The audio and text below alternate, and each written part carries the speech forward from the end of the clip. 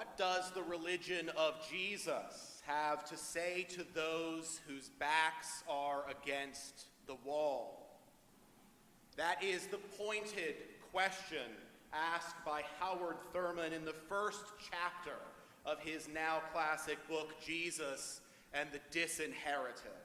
What does the religion of Jesus, that is our religion, yours and mine, have to say to those whose backs are against the wall, those who are pinned against the realities of this life, whose options are exhausted, who have no other way out, who are facing the proverbial firing squad of the exigencies and oppressions of the powerful?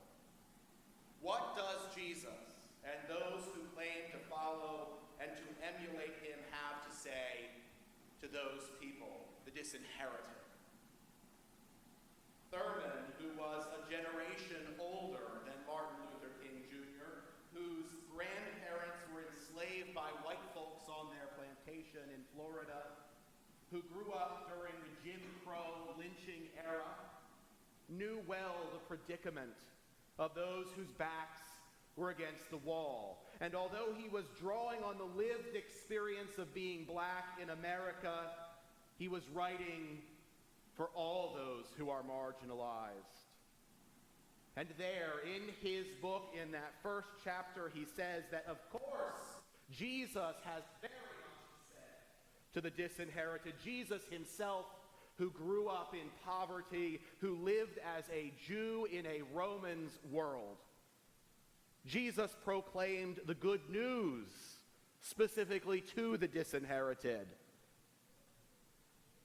But Thurman suggests that too often the followers of Jesus throughout history, that is institutional Christianity, have aligned themselves with the powerful, the rich, and the dominant at the expense of the marginalized. It has, this religion of Jesus, often had little or nothing, in fact, to say to those whose backs are against the wall. Indeed, too often it has been a force used to pin them. This gospel passage we've read today is certainly notorious. I can only think of a few other passages that come around in the lectionary that sting quite as much as Jesus referring to a woman and her Gentile identity with a canine slur. And of course, the zing of the woman's reply is equally notable. Jesus was, we know from Mark's account, getting away and was in Gentile territory. He couldn't have been surprised to encounter Gentiles. Rather, it must have been the audacity of this woman barging in on Jesus' hoped-for anonymity there in Tyre that caught him off guard.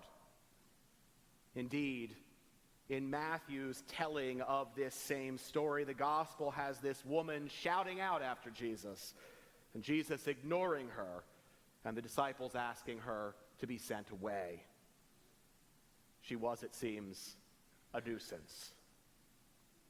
So it sometimes goes with the disinherited, whose backs are against the wall. Sometimes the voiceless and the invisible have to become a nuisance in their desperation, in their resolve to get what needs to be had. I think of Howard Thurman's pointed question when I read this story of the Syrophoenician woman. I imagine that she had exhausted every possibility she had at her disposal to treat her daughter's malady. I imagine she had already been to the local doctor. I imagine she had already been to the local priest. I imagine she had already consulted with her fellow women in the marketplace. What do you do with a daughter who is this sick? And so why wouldn't she, without other options, seek out an itinerant Jewish rabbi from Nazareth who was known for miracle healings and casting out demons? And yet in her zeal, she is reminded that she is the disinherited. She's not one of the children, not one of the heirs, not within the defined range of mission and inclusion understood at that time by Jesus and his friends to be their vocational responsibility. What claim did she have other than that as one who called out to Jesus' own sense of knowing what it's like to be disinherited? For Jesus, I have to think, this was a moment of hearing the Father's voice in a new and different way in his life, in the voice of that Syrophoenician woman, and as a result, her daughter is freed. The walls of our age are no less poignant, my good friends of Trinity Church. They are as durable and as buttressed by power and wealth and systems of superiority as they have ever been. Should we take a look, we will see the walls that people are pinned against, the desperation of Afghan refugees, of military members living with PTSD, of poor Louisianans trying to survive after Ida, of folks here in Bethlehem's neighborhoods living in cars now that rent has once again come due, of women in Texas who might now have a bounty on their heads, of black men and boys, trans women of color, and on this Labor Day weekend, lest we forget, of the undercompensated and the overworked, often people of color and historically marginalized poor whites. What does the religion of Jesus have to say to these people? What does Jesus have to say, and what do we, who claim to be the imitators of Jesus, have to say? Are we those who bring healing, liberation, and peace? Are we those who loose people from oppression and bind up the brokenhearted and shore up the stressed?